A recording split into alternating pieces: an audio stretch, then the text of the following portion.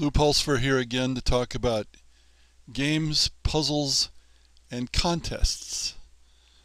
Many of these things are called games more generally, but they are designed differently. I said earlier in this course, the big difference in games is between those with human opposition and games without. So, games with human opposition generally have 2 or more players, and games without have 1 player, or as it's sometimes called, 1.5, the person in the computer. Uncertainty and unpredictability are important aspects of games. Almost always, where you have human opposition, you have uncertainty and unpredictability.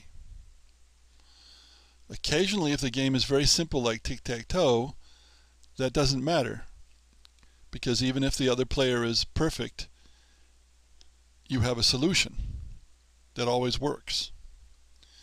Uncertainty and unpredictability is much less often a part of games without human opposition.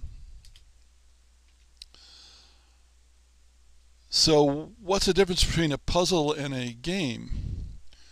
Well, not only do puzzles usually lack human opposition, but they have always correct solutions. There may be more than one solution, but each one is always correct, and there's always a perfect move.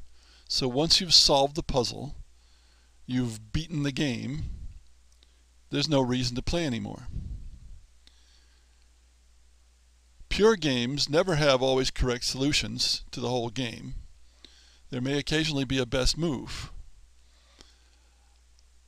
But the result is you can play a game 500 times, even if it's a 4 to 5 hour game, and still enjoy it. You can't do that with a puzzle. Once you've solved it, you've beaten it. When you can do a speed run through a video game and accomplish in 5 or 10 minutes what takes hours the first time, you have solved it.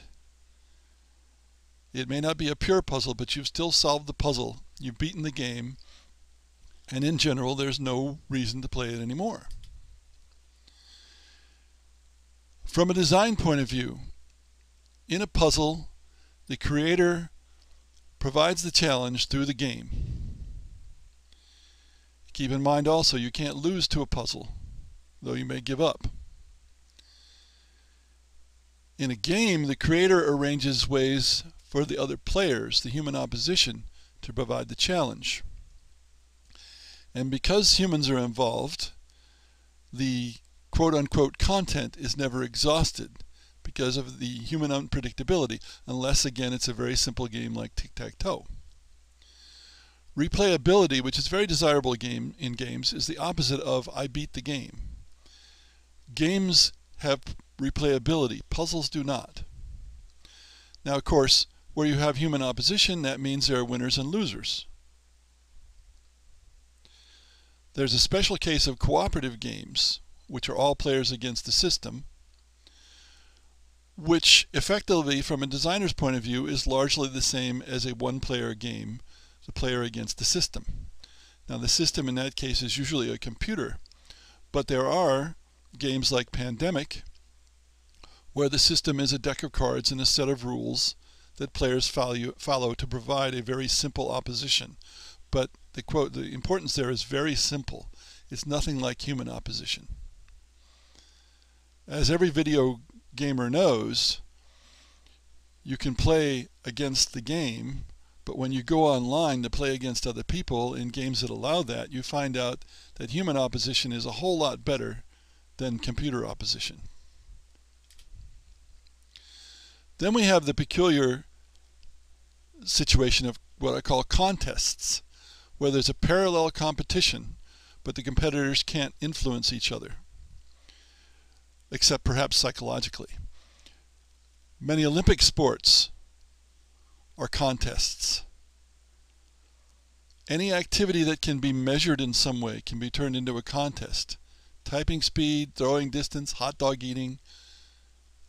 You can make it a contest, but there's no effective human opposition. The humans can't do anything to affect the other players other than through psychological things. For example, in a swimming race, going out much faster than normal to try to mess up the opposition's plans. Races are sometimes contests, and sometimes they aren't, because there's something in the race where you can affect the opposition.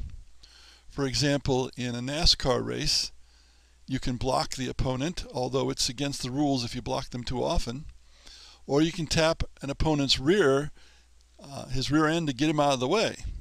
So it's not a pure contest, although it approaches it.